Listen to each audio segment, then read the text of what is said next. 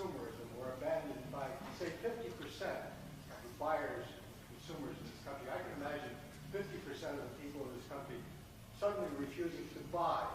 But we're committed to consumerism. How do you get around that commitment? So the question is, are we committed to consumerism, or what would happen if people stopped buying? Well, the consumerism is doubtless drilled into your head. In fact, part of the reason, one of the reasons, I mean, the economists are kind of speculating as to why the economy is in such a rotten state. Why has there been such low growth?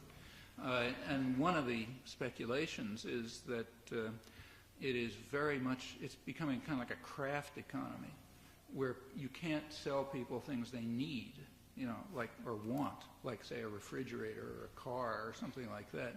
I mean, they were things that people wanted. I mean, I remember when my parents got a refrigerator, you know, it's like a big thing. You didn't have to cart in big pieces of ice every day and that sort of business. So there's a reason to want a refrigerator. But, you know, Gillette has just spent, I don't know how many billions of dollars on some new razor blade, which is going to be identical to the one they had 30 years ago. And the question is why anyone would want that, you know. Well, the economy is more and more being driven to that. So Nike, for example, puts out a new line of sneakers every 6 weeks. There's a place called The Gap. I'm not exactly sure what they sell, jeans, I think, or something. But whatever they do, they change their line also about every 6 weeks. You know, automobiles. This is true in services too. Like if you want a long-distance carrier or an insurance company or something, there's hundreds of different things which are all alike. You know, and in fact, everyone's kind of trying to find some niche to try to force people to consume things they don't want. You know. And that's pretty inefficient, so that may be driving down the economy. You can see why it's being done. If you want to maintain the smug, prosperous Americans who make profit on all of this stuff, yeah, that's what you got to do. If you want to start, there are plenty of things that people need, like U.S. public investment in, say, infrastructure, meaning things like education and health and roads and bridges, you know, the kind of things that matter to people. That's gone way down in the last 20 or 30 years. That's another effect of this economy. Well, you know, those are things people really want. Like, it'd be nice to have our kids educated, you know, and it would be nice to get, you know, pollutants out of the environment so everybody isn't dying of cancer, you know, and all kind of things that are nice. But private industry is going to make profit out of those. I don't think the answer to this is to stop buying. You know, I mean, maybe that's okay, maybe it isn't okay, but unless the structure of power is changed, that's not going to have much of an effect other than to put people out of work. It's the structure of power that has to be changed.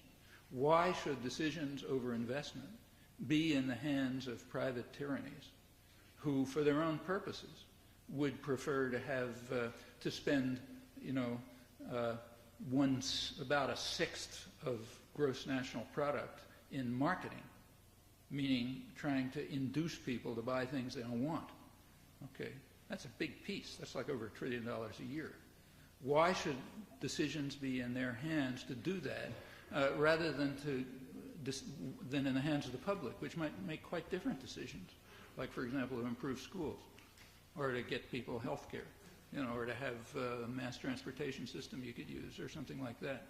I think that's the question. The question is ultimately really one of democracy.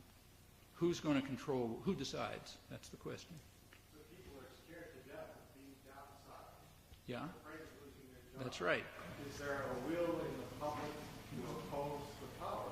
The question was, people are scared of being downsized. I mean, is there a will to do it? Yeah, that's what Alan Greenspan and the Clinton administration are cheering about. Worker insecurity, you know, which is, from their point of view, good for Americans. But you know, you could say the same about. I mean, were people scared when they were slaves? I mean, take slavery. Did the slaves have reasons to be scared? Yeah, they had plenty of reasons to be scared. Does that mean they accepted slavery?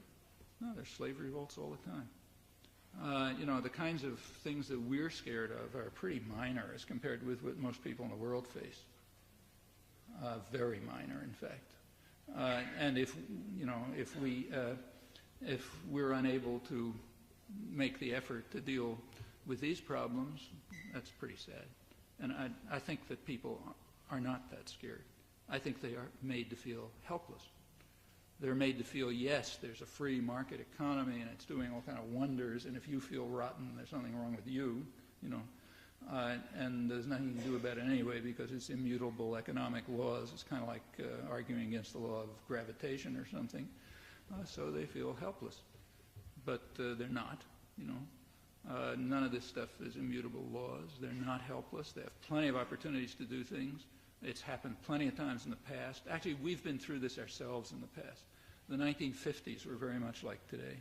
The 1920s were even worse, you know. I mean, the 1920s, the labor movement was totally smashed, mostly by violence. And it was like, you know, end of history, utopia of the masters and all that sort of thing. A couple of years later, the whole country was blowing up. The 50s was, again, a period when it was thought that the beast had been caged. You know, everybody was passive and apathetic and, you know, consumerist and so on. Well, 1960s came along, you know, again, the whole place blew up. This is recent history. You trace it back in the past, it goes back as far as you can go. There's no reason to feel helpless, but I think it doesn't make a lot of sense to pick away at the margins. I mean, maybe these are good tactics, but if so, they're organizing tactics. Like anti-consumerism might be a tactic to get people to think about deeper problems. But in itself, it's not, you know, it's not doing anything to the system, I don't think.